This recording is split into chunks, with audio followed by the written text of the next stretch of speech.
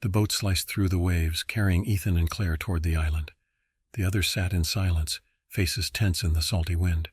The island loomed ahead, sharp cliffs rising like jagged teeth, a dense jungle swallowing the land beyond the black sand beach.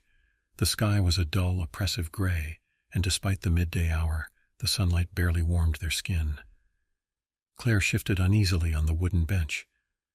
"Are we sure about this?" she whispered. Ethan exhaled, rubbing his hands together. 6 weeks, Claire, and then we walk away debt-free. It was the only reason they had agreed to this, the hefty payout promised to each participant upon completion of the experiment. The details had been sparse, a study on human identity in isolation, no further explanation, just a signature line on a contract that made Ethan's gut twist, though he hadn't admitted that to Claire. The boat scraped against the dock. Dr. Felix Monroe, the experiment coordinator, stepped forward. He was in his late 40s, sharp blue eyes peeking from behind thin-rimmed glasses. His lab coat flapped as he smiled, wide, toothy, practiced. "Welcome," he announced. "For the next 6 weeks you are completely cut off. No phones, no outside contact. Everything you need is on the island. And most importantly," his smile faded, "no one leaves until the study is complete." Something about the way he said it sent a chill through Claire. The 12 participants, including Ethan and Claire, filed onto the dock. They were a mix, artists, academics, thrill-seekers. Some whispered nervously. Others, like the lanky man with a camera slung around his neck, grinned in anticipation. "You'll each have a cabin," Monroe continued as they followed him up a dirt path. "Food rations are stocked, and a communal dining hall is available at sundown. Otherwise, the island is yours. Observe, journal, experience." A few exchanged glances. Observe what? Claire swallowed hard as they reached the cabins, a semicircle of wooden structures near the jungle's edge. They looked sturdy, but something about their placement felt wrong. Too uniform, too watching. Ethan squeezed her hand. "It's fine," he muttered. Claire wasn't sure. That night she lay in their cramped cabin, staring at the ceiling. Ethan's breathing was slow and steady beside her, but sleep wouldn't come. Something about this place was off. The air was thick, the silence unnatural. No crickets, no birds, just the distant sound of waves against the shore. Then she saw it. Her shadow, stretched along the wooden floor, should have been still. But it wasn't. It moved. Just the smallest shift, like something breathing. Claire's stomach clenched. She blinked hard, and it was still again. Had she imagined it? She turned onto her side, pressing close to Ethan for warmth. She didn't sleep that night. The morning sun did little to shake the unease lingering in Claire's chest. She stood outside their cabin, stretching her arms, as the other participants slowly emerged from their own lodgings. Ethan walked up behind her, pressing a quick kiss to her temple. "Sleep okay?" She hesitated. "Not really," he sighed. "It's just the new environment. Takes a while to adjust." Maybe he was right. Maybe she'd just been exhausted and seeing things. But she couldn't shake the feeling that something had watched her last night. Not Ethan. Not the other participants. Something else. By midday, the group had settled into a routine. Some went swimming near the jagged rock formations on the beach. Others explored the jungle.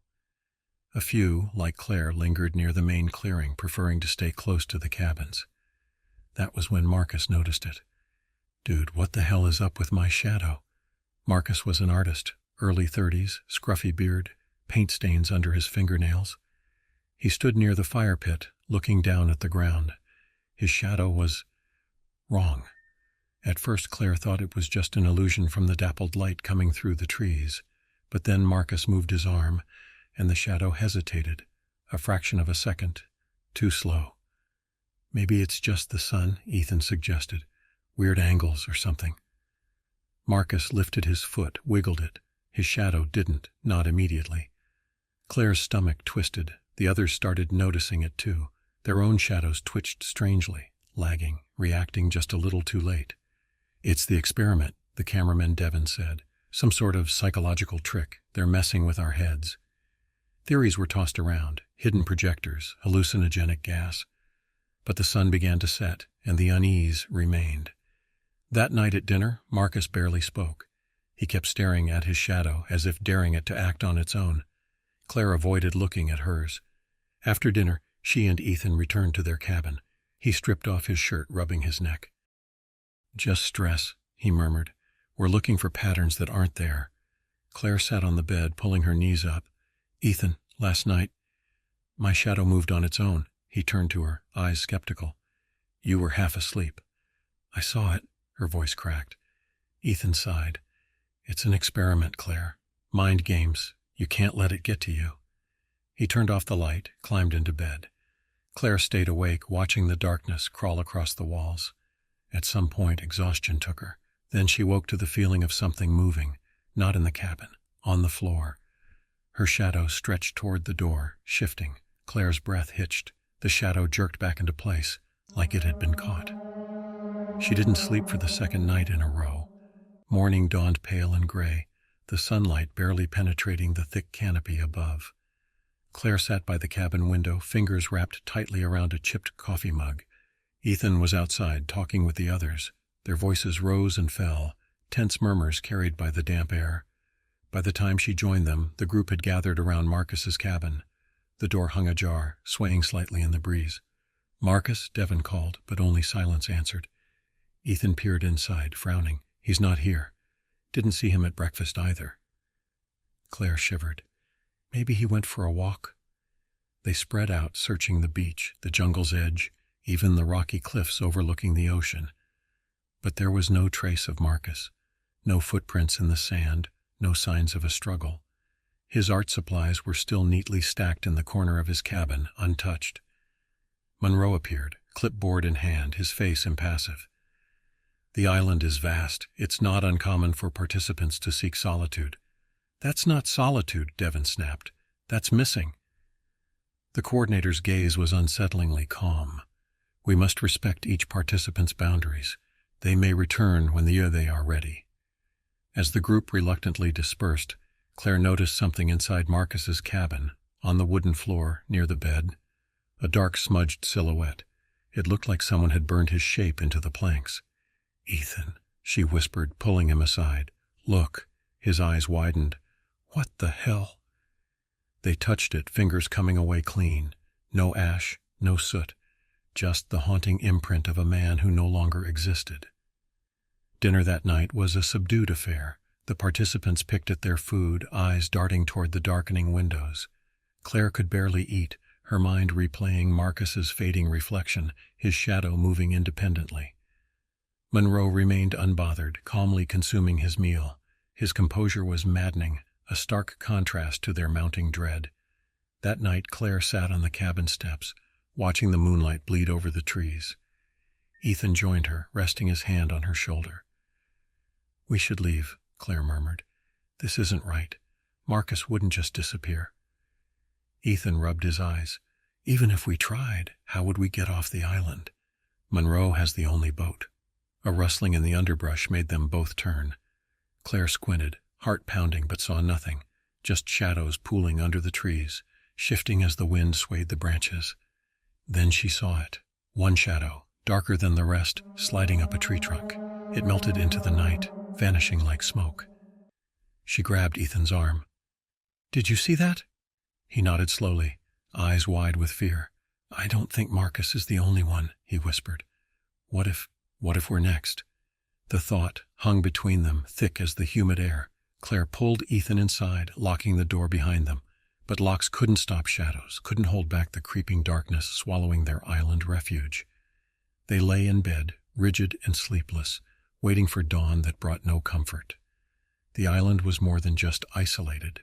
It was alive, breathing with something malevolent, something ancient. And it was watching them. The next morning the group was different. There were no more half-hearted reassurances, no more pretending that everything was fine. Marcus's absence had settled into their bones, a gnawing unease that wouldn't fade. Claire sat at the communal fire pit, watching the others move through the motions of breakfast. No one ate much. Devon paced the clearing, his camera swinging from his neck. Maya, a quiet woman who had mostly kept to herself, stared at the jungle with a hollow expression. Monroe was absent.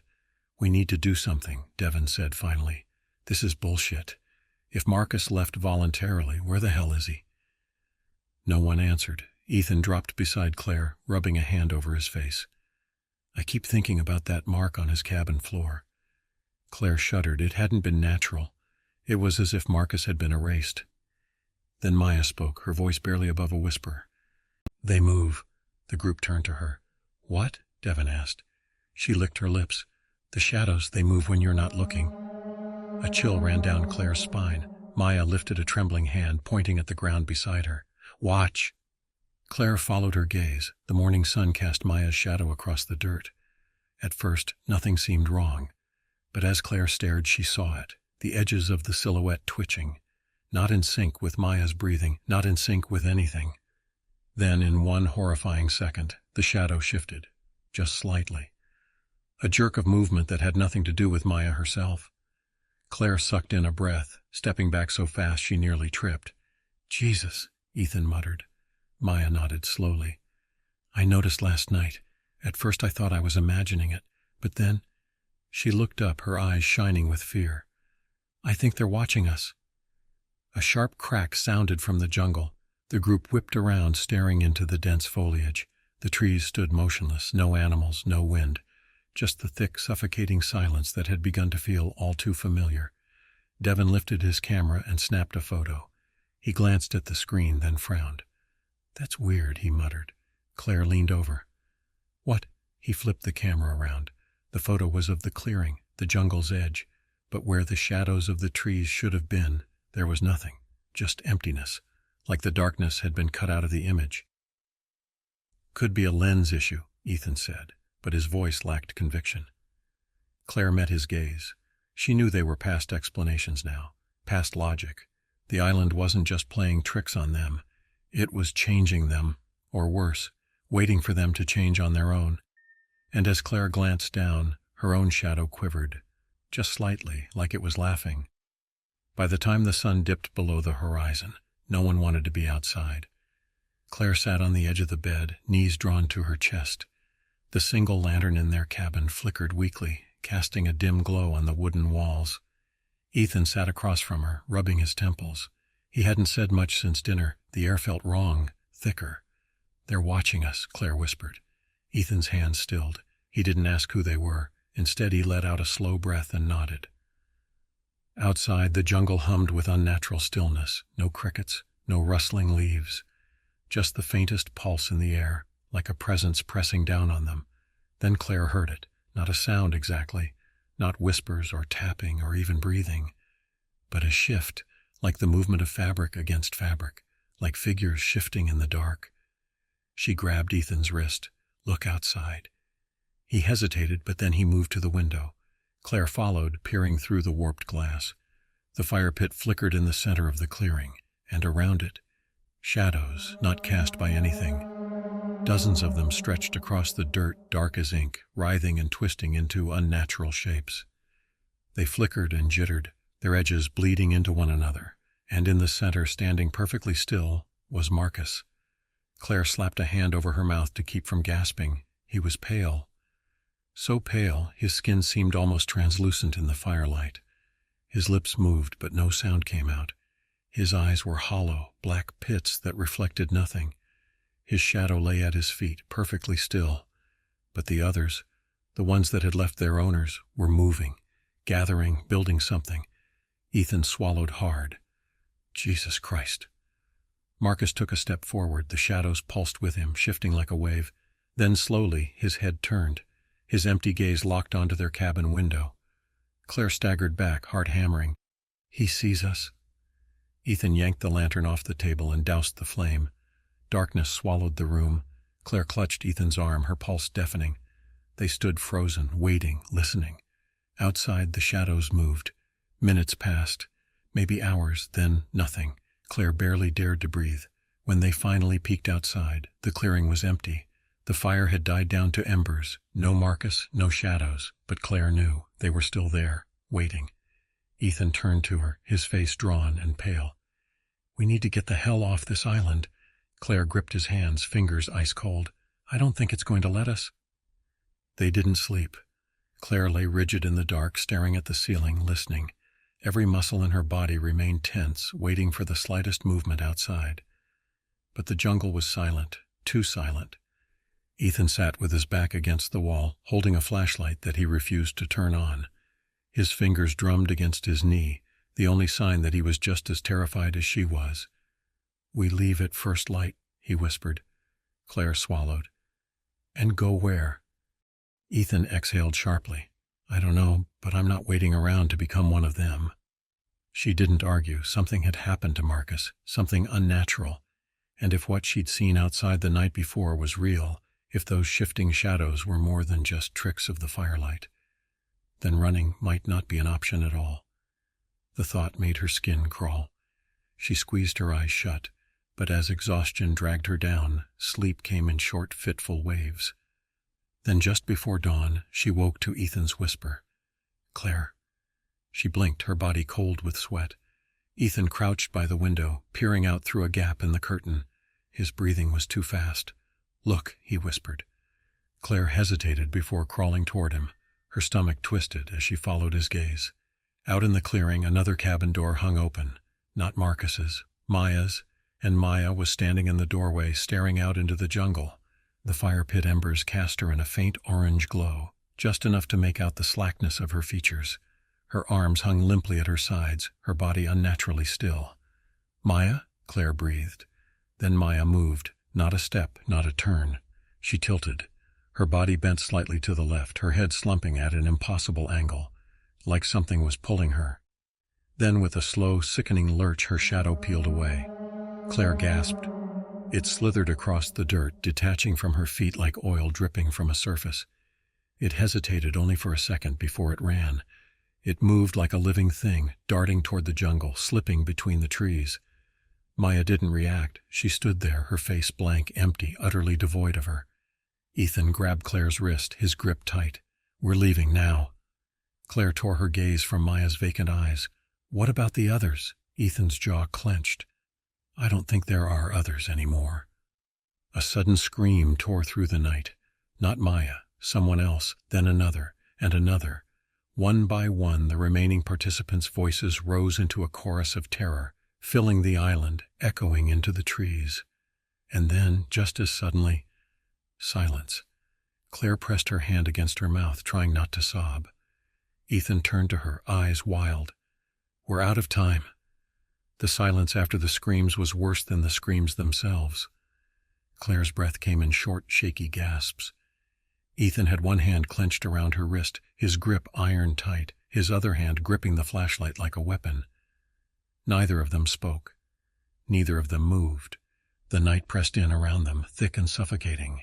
The air felt wrong, charged with something unnatural, like a storm was about to break. But there was no thunder, no wind, just that waiting stillness. Then slowly Claire pulled away from Ethan and crept toward the door. "Claire," she raised a finger to her lips. She had to see. Bracing herself, she cracked the cabin door open an inch, just enough to look out at the clearing.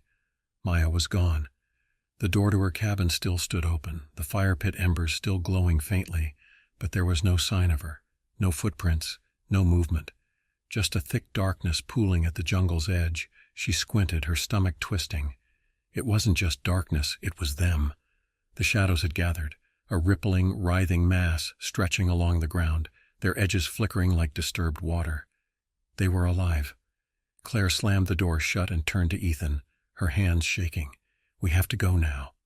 He didn't argue. He just grabbed their packs and threw them over his shoulders.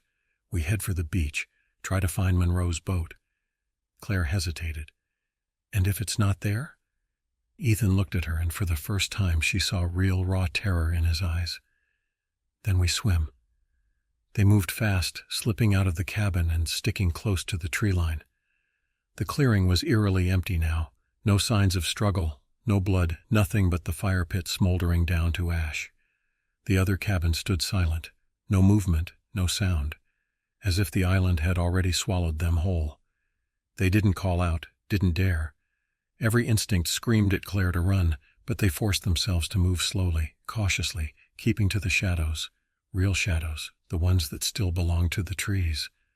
They were halfway to the jungle path when Ethan stiffened. Claire followed his gaze.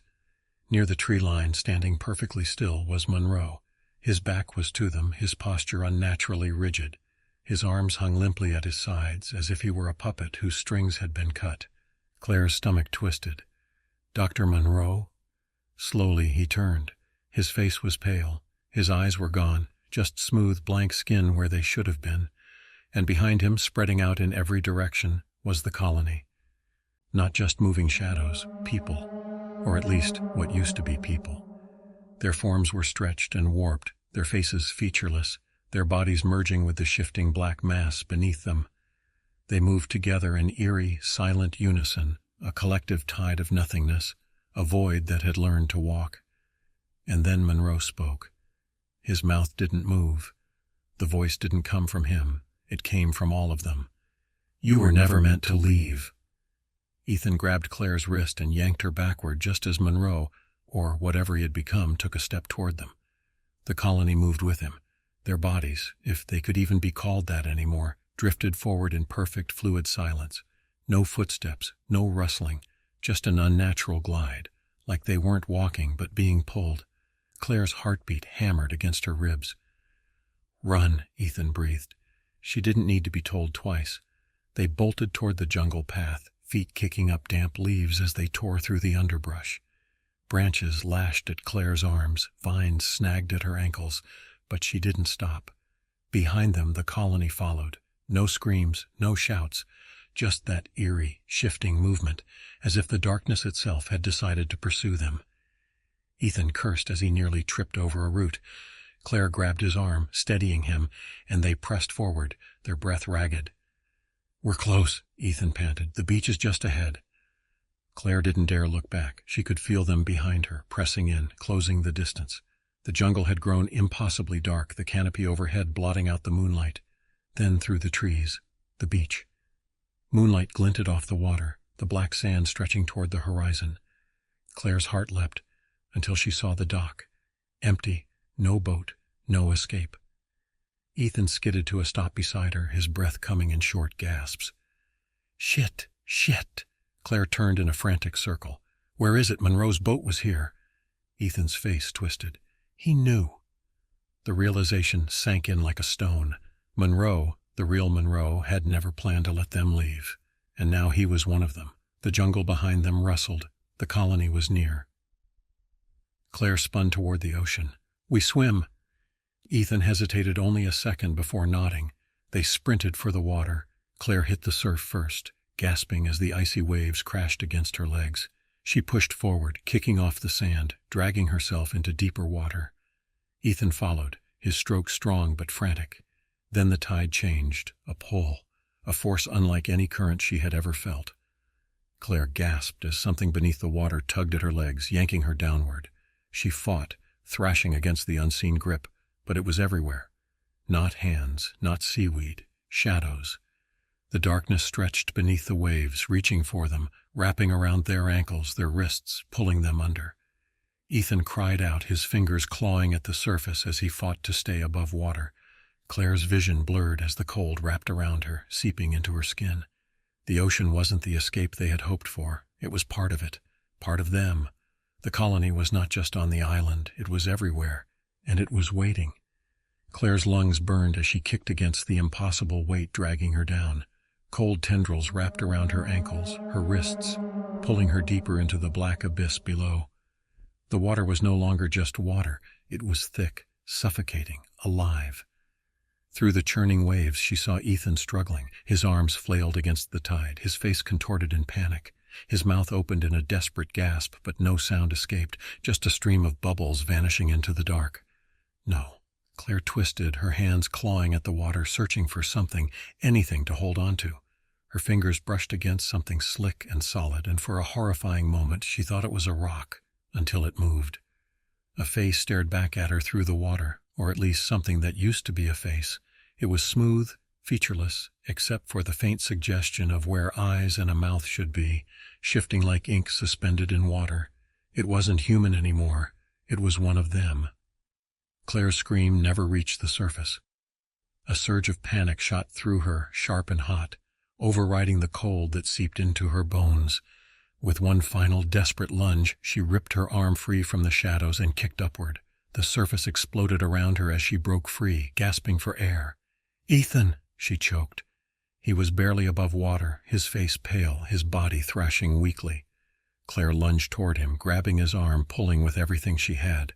"Fight it!" she screamed. "Don't let them take you!" For a moment he didn't respond. His eyes were unfocused, distant. Then, with a shuddering breath, something snapped inside him.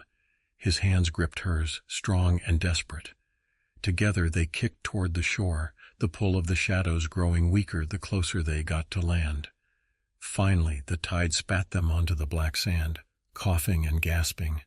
Claire rolled onto her back, chest heaving, every muscle trembling. She could barely process what had just happened. Ethan groaned beside her, his hand clutching at the sand. "Did we—" he coughed. "Did we get away?" Claire sat up, her body screaming in protest. The ocean was still, too still. Her pulse pounded in her ears as she scanned the beach. The jungle loomed behind them, silent and dark. And then she saw them, the colony, standing at the tree line, perfectly still. Their featureless heads tilted, their hollow gazes locked onto her and Ethan. And Monroe, his blank, unnatural form at the center, took a step forward. "You cannot leave." The words came from all of them at once, not spoken, not heard, felt. A deep, consuming pressure in Claire's skull, in her bones. Ethan pulled her to her feet, his grip tight. "We need fire." Claire blinked, breath hitching. "What?" He turned to her, eyes burning with something fierce, something human. "They're shadows, Claire." His voice was hoarse. "We need to burn them." Ethan's words snapped something awake inside Claire. Fire. It was so simple, so obvious. And yet the colony had let them run, let them fight, because it knew. No one ever thought of fire until it was too late. Not this time. Claire's eyes darted to the remains of the fire pit, still glowing with smoldering embers. Not much, but enough. She sprinted toward it, snatching up a half-burned branch. The moment her fingers wrapped around it, the colony moved, not walking, not running, rushing, like a tidal wave of darkness surging toward them. "Ethan!" she screamed, tossing him another burning stick. He caught it just as the first shadow lunged, Marcus, or the thing that had once been Marcus, its arms stretching unnaturally toward him. Ethan swung the branch, the flames licking the air as it connected with the thing's chest. The reaction was instant. The shadow recoiled violently, twisting, writhing, a screeching vibration rippling through the air. Not a sound, not exactly, but something Claire felt deep inside her skull. It wasn't just afraid. It was angry. More of them came. Dozens. The entire colony, a mass of shifting, quivering darkness, their hollow faces turned toward the fire. Claire swung wildly, the flames casting flickering light against the jungle. She barely had time to register their fear before Ethan grabbed her hand. "The dock!" he shouted. They ran, their torches burning through the night. The shadows thrashed, scattering as they passed, the fire keeping them at bay. But the moment their flames flickered low, the darkness surged closer. The dock loomed ahead, barely visible in the moonlight. And a boat, not Monroe's, something older, wooden, rotting, covered in vines, as if it had been abandoned for decades. Claire didn't care. She leapt onto the deck, grabbing the oars as Ethan shoved them off the dock.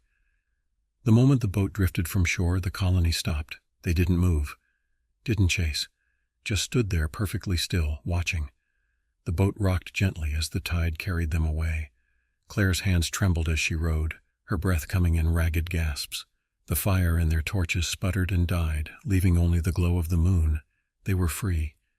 Ethan exhaled, leaning back, his head against the wooden seat. "We made it." Claire let out a shaking laugh, barely believing it. The island shrank in the distance, the shadows blending into the cliffs. Then Ethan reached for her hand, and Claire froze. His fingers were cold, not just chilled from the ocean, not just damp, cold, like something empty. Slowly she turned. Ethan smiled at her, his face calm, too calm. And as the moonlight hit the boat, Claire saw it, the empty space where Ethan's shadow should have been. She inhaled sharply, her heart seizing in her chest. Ethan's smile widened. "Come with us," he whispered. The last thing Claire saw was the island vanishing into the mist. And then darkness. Hey guys, if you like my videos, please like and subscribe to my channel. I would really appreciate it. Thanks.